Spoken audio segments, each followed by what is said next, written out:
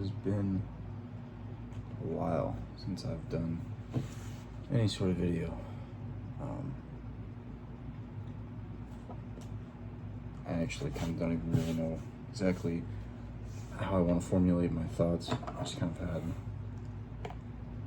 a spark of motivation to want to upload a video. I'm going to talk about multiculturalism, why it's important,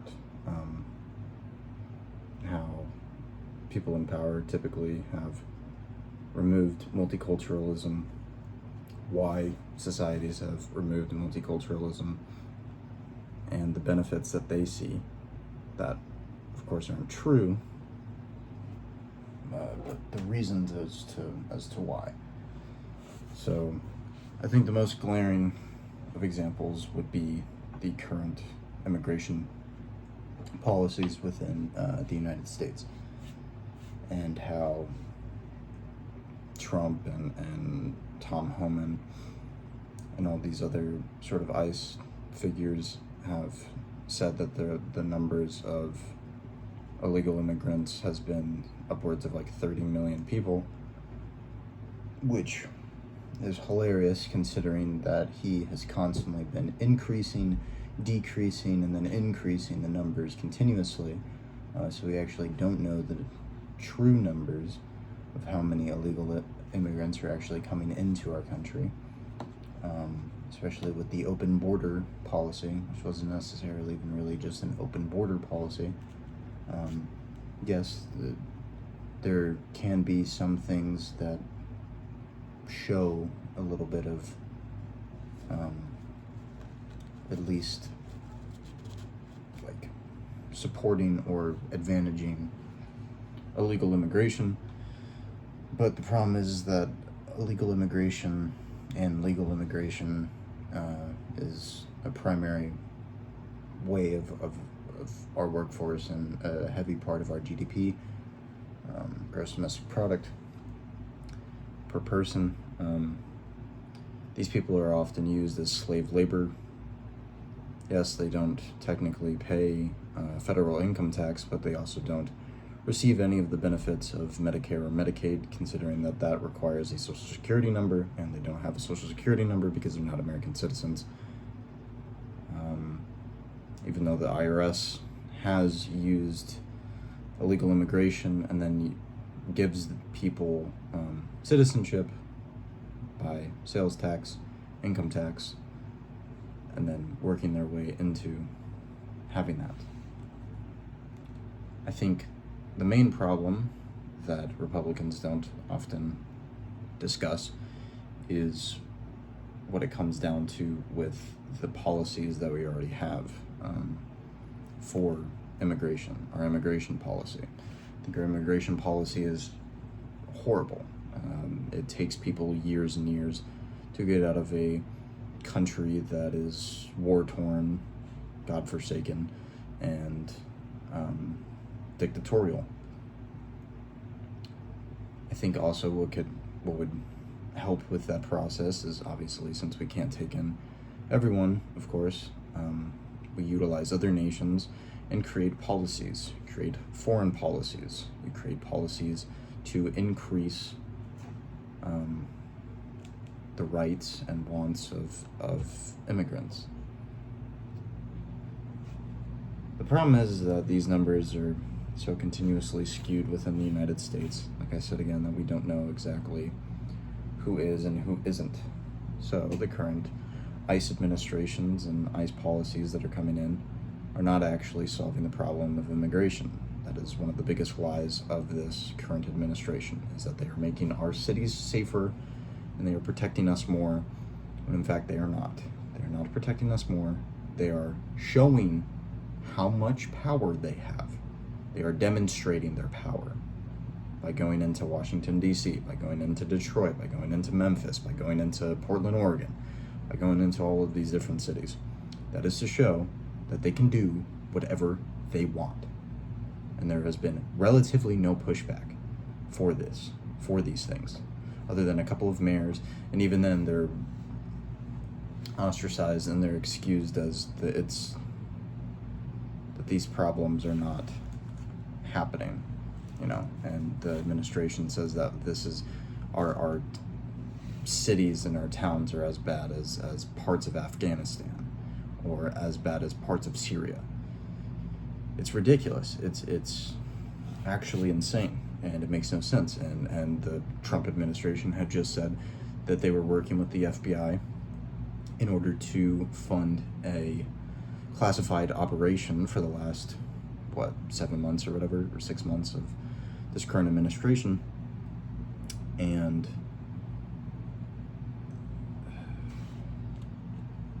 the numbers that they supposedly have are thousands and thousands of drugs, or pounds of drugs, fentanyl, kratom, ketamine, cocaine, all of these sorts of different drugs, and thousands of the biggest gang criminals, violent offenders, and stuff like that.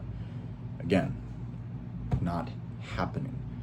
It's not true. Those numbers are not true. A lot of the people that they have shown, there's literal evidence of them pulling people out of the dead of night who are American citizens, who are not involved in any gang, drug, any sort of affiliations with any of those things. They are American citizens. They're not causing a problem. And even with the illegal immigration, these people are not getting trial, which allows you, even when I don't care if you like it, even when you are here, when you are considered in American territory, that's what makes the United States different. As soon as you step into American territory, you are allowed the right to a fair and speedy trial. You are allowed the exact same rights. Because these are the same people that want to get rid of birthright citizenship, which then again, what would make a citizen? What's the criterion? My meritocracy? What I can provide? Because if that's the case, illegal immigrants and immigrants provide way more economically, militarily as well. There's plenty of immigrants that get citizenship through militant forces, but of course that administration is not going to get rid of that because they need foot soldiers for their Secretary of War, for the Department of War, which is a whole nother thing. And it's quickly turning into this Christian nationalized agenda of the removal of multiculturalism and the perpetuation of white Christian nationalists and white supremacy. The Great Replacement theory. Often when it comes down to mass droves of immigration often promote white supremacy. Now, I'm not saying in all cases, of course. I think there is some necessary factors when it comes to immigration. I just think that the actual approach of these are completely unethical, unconstitutional, and don't help anyone. And I would say that for the previous administrations, since a lot of people like to say that Bill Clinton and Obama and other previous administrations had actually removed more people. That's not even true according to fucking Trump. Supposedly these 30 million illegal immigrants are already gone, and there's been no other entrance or trespasses of the South American border.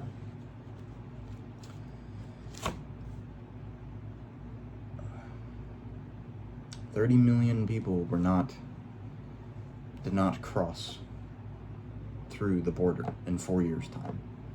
It's just not true. It's not true. The numbers they keep saying are completely fabricated, not true numbers. They are swaying the American people, and Democrats also don't do anything. This is not a just left or just right position. Both parties are doing this. The Republican Party keeps, if I can even call them a Republican Party, keeps blaming the Democratic Party for supposedly shutting down the government. They are the transgender. They're giving money to the illegal immigrants, and they're giving them like loans, and they're not. It's been the right. It's been the left. It's a mirage. It's a smokescreen. It's fake. Both sides are playing with each other, right into the hands and the pockets of the American people, taking away their tax dollars, shutting down the government. The government has been shut down for like 15 days or something. I don't even know how many days it's been. And they're not coming to an agreement. And one side will say that it's the Republican, one side will say that it's the Democrat. No, it's not. It's just you people don't want to make a decision that will actually benefit the American people. So you will cut more federal workers, you will cut more on Medicaid and Medicare, and you'll cut more on retirements and 401ks and pensions, and you'll destroy the real estate market more. But at least the stocks are going up. At least it shows that the GDP value is going up. At least it looks like production is going up when it's really not. And again, the production that is going up is directly related to technocratic, oligarchical sort of businesses, like the cryptocurrency, where it was... Sorry, I'm getting ahead of myself. We're moving into a very populist sort of time in America. These are the good people, these are the bad people. These are the true Americans, these are the traitors. We are losing the identity of what being an American is. We are losing individuality, and we are conforming to a collectivized ideology on both sides of the political spectrum, on both the left and on the right. The left is completely broken. They are unformulated with themselves, and they keep talking about identity politics, and they are moving nowhere and provide no Americans with any sort of solutions. And the right is fully Christianizing our entire society and eroding Constitution in more ways than not, and promoting heavy oligarchical technocratic billionaires that want nothing to do with us.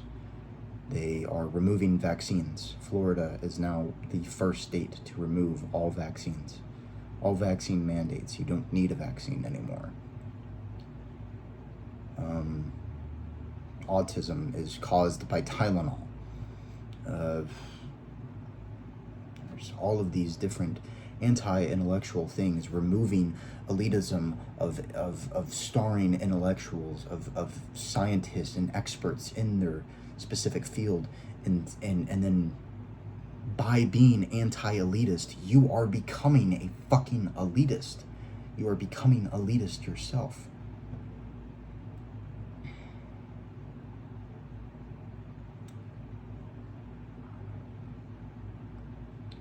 P. Hegseth, giving his talk to the people in the military, the generals and admirals and people of that stature. He had said that diversity is not our greatest strength. Our greatest strength is unity. That is not the greatest strength of America. Those are great strengths, diversity and unity, but it is the diversity that brings us together. It is the diversity of Americans that brings people together, not the unity of just Americans. Because identifying yourself as just purely an American doesn't mean anything. It is the diversity of being an American, that anyone can be a fucking American simply by being here. Simply by wanting the supposed American dream that we don't have anymore, that was only given for specific sets of people. But of course they want to say that the white man is being oppressed. and that DEI is ruining everything. And sure, there's some merit to that they promote reverse racism, as they typically call it. And critical race theory only promotes a different type of form of prejudice or of racism. I understand that. But the pushback that the Republican Party is also showing is the exact same footing of a Nazi dictatorial position, autocratic position. Same with the Zionists. Some of the Christians believing that you must promote Israel in order, because then Jesus will come back after the third temple is built. So you will excuse a genocide. Or you want no Muslims, no Buddhists, no Hindus in office, no atheists in office, making it illegal, providing persecution. It is still a choice to be a Christian. And you are removing that choice and forcing people to assimilate into it. We had that with Christopher Columbus. We had that with the Spanish Inquisition. We had that with the Crusade Wars. That's how we murdered millions and millions of Native Americans, bringing our own diseases, killing them.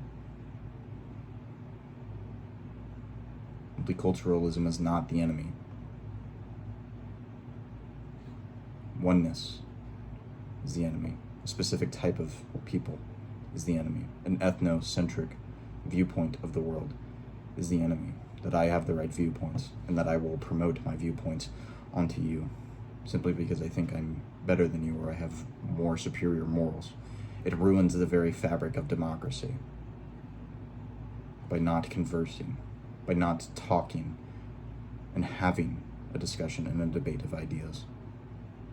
You are removing that speech, and both sides are doing it just in different avenues. Improve the policies here for the legal immigration system, because there is a reason why illegal immigrants are not going through the system. It is not simply because they are criminals. Yes, they are committing a crime, but fix the actual system so then they will come here legally. Remove the incentive for people to come here illegally and go through the system. Fight for other countries to also accept these people.